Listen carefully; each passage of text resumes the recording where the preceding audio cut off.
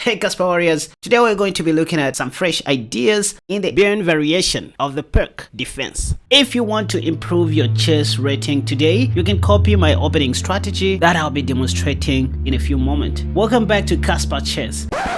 And hey, before we dive in, allow me not to waste your time by sharing something exciting. Check this out! Using my own little programming skills, I just built a brand new Casper Chess website where you can access my new chess courses plus some of the classic favorites. Please, I would love your honest feedback on the new look and feel.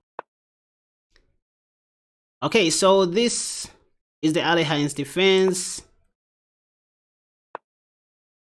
Let's transpose back to the burn variation. If g6 is played, yep, game over. Yeah, this is game over. So I've stopped thinking. h3 is coming after queen takes. So here's the line. Yep, this is already wrong. So now I can do, what can I do here? So let's do this. h3, queen takes, rook takes, knight d5, knight a6, bishop takes. Yep, so knight d5 next. If knight a6, I have bishop takes, then knight takes, rook d8, checkmate. So that's why my opponent couldn't do anything. The rook is dead, can now take everything, then rescue my knight. I have rook d2. This is all I know in this line. Can do this. At this point, you just want to start over exchanging pieces. You just want to start trading off pieces, leaving pawns for the end game. So let's attack the two knights. When you're up a piece or when you have a positional advantage, start exchanging pieces but not pawns. That's a middle game principle for those who don't know. So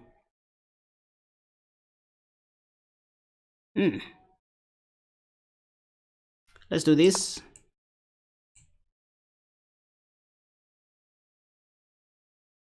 Adding more sword to the wound. There's no real attack on this knight, by the way. I don't even care about it anymore. I guess that was the reason why my opponent played pawn to e6. My knight is well defended. In fact, now I can attack these pieces.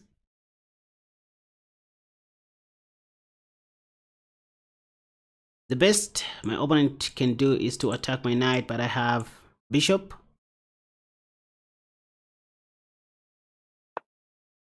Yep, so bishop attack. I know this knight check, but I can just take.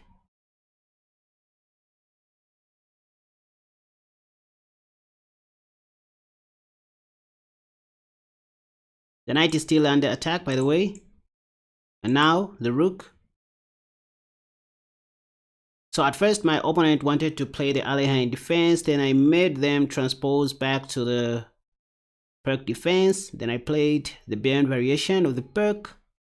Others pronounce it as the Pirc. It doesn't even matter. So this is what I said. Rook takes. Yep, and then I don't mind remaining with this position. I knew from the word go I was going to remain with an extra piece.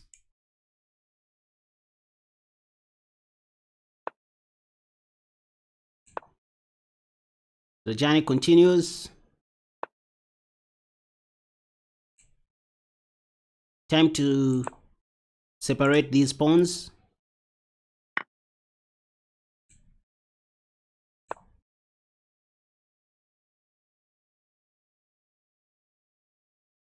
So my dark squad bishop needs to sit here.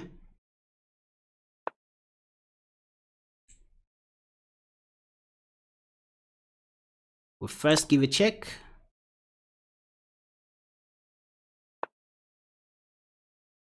Then take. Maybe I should have taken first. Give another check. Just a matter of technique. And then attack like that. Should I? Think it's not worth it. Let's just go for the kill. I'll play this move.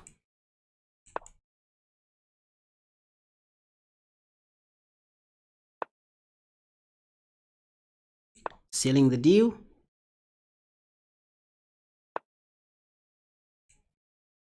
The plan is to come here, then checkmate.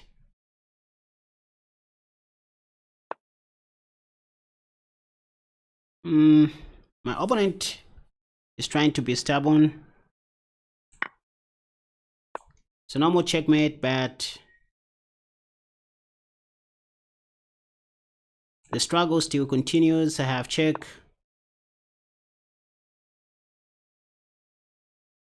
Do I have any mate? Let's do this.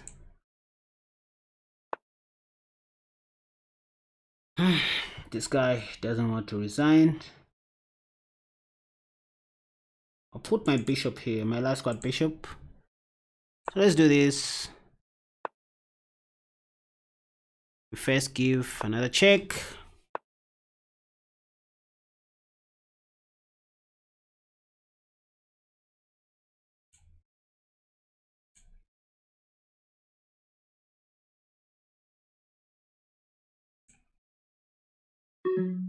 What is happening?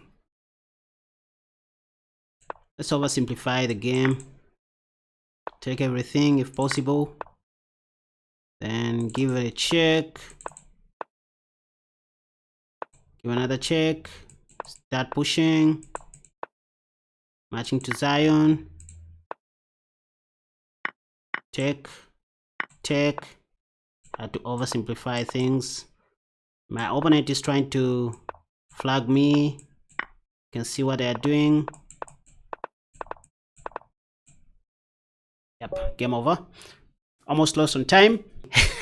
Anywho, that was not so exciting, but I guess you guys still got the idea, and that was the burn variation. Okay, so before I end this video, let me just show you another game that I had earlier that featured the burn variation of the Pirc. Couldn't record this in real time, but I'm just going to give a post analysis of it. Here's how the game started. D4, D6. Probably my opponent was expecting me to play the typical Queen's Gambit setup so that they could play the King's Indian defense, which goes as follows. After knight c3, black usually plays g6, and after something like pawn to e4, they play bishop g7, knight f3, castle short, bishop e2, then pawn to e5. This is what most people do. And frankly speaking, you might think taking here is a plus for white, but nope. After pawn takes, queen takes, and rook takes, never should you think that the e5 pawn is a free pawn. Nope. There's always knight takes e4 in the King's Indian. I guess this is what my opponent was expecting to see, but I kind of surprised them by turning the game into the perk. So after d6, instead of playing c4, I switched over to the knight c3 variation because I knew that my opponent really wanted to play the King's Indian defense somehow, just out of intuition, you guys.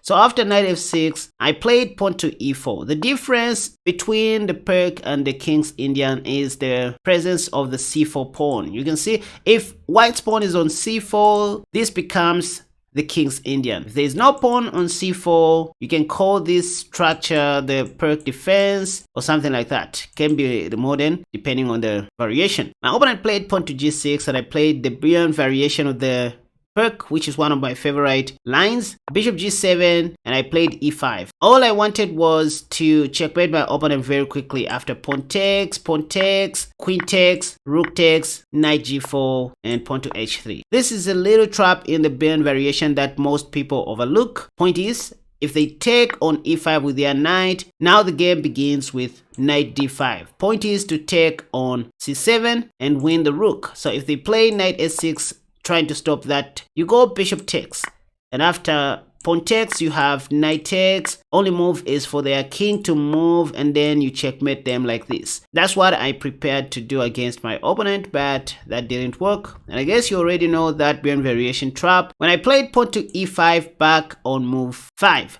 my opponent played knight f d7. This is one of the refutations of the burn, and I need you guys to pay extra attention. Of course, the main line is to take on d6 so that after pawn takes, you then go queen d2 and castle long. So you want to start attacking on the king side in the long run, probably even go bishop h6 as soon as possible or something like that. But this tactical line I love playing in blitz and rapid, even in bullet. Instead of taking on d6, I choose knight d5 because it is so trappy. With knight d5, I'm just attacking the e7 pawn. I want to take it. In bullet, here is what I love doing. If black plays pawn to f, I immediately go knight f4. Point is, if black pre-moves or plays pawn takes bishop, I then go knight e6 to trap their queen. That's how I win most of my games. Well, if they see this little trick and let's say they go knight b6, first I take the f6 pawn. And after pawn takes, I then go bishop h4, knowing full and well that their next move will be pawn to g5. Now that's when I go in with my queen at times, but the most decent move is to go knight h5, attacking that so that if they take my bishop, I then take their bishop as well like that. And this is only advantageous for white. If that happens, or let's say this, you can always retreat your knight back, play bishop e2 and all that stuff. You will castle long in the long run. Also consider playing pawn to g3 so that your knight has a safe square. Once again, after d4, my opponent played d6 and then I transposed the game to the Bairn variation of the Pirc. After e5, they did not take. Maybe they were afraid of the first trap I showed you in the Bairn variation. That's why they played knight fd7. Then I played d5, putting more pressure on this pawn. Again, I showed you what to do if pawn to f6.